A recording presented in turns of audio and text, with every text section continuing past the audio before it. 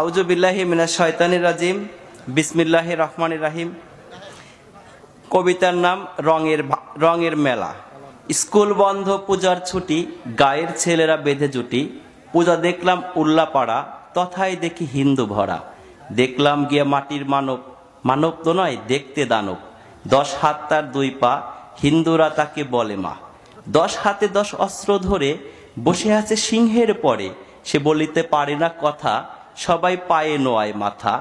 গলায় দিয়া ফুলের মালা, খাওয়ায় তাকে দুধ কলা। ভক্তি শ্রদ্ধা করে মান, বাক শক্তি নায়কো প্রাণ। প্রাণ নেই তবু কেমনে মরে, নিয়ে যায় তাকে নদীর তীরে। তীর হতে তুলে মধ্য জলে, লাথি মেরে দিয়েছে ফেলে।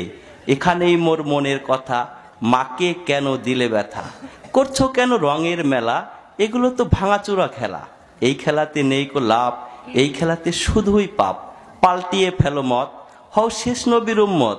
খোদাকে মানো প্রভু, একবার গেলে তুলসী তালা, ঘরে নেবে না কভু। ধন্যবাদ।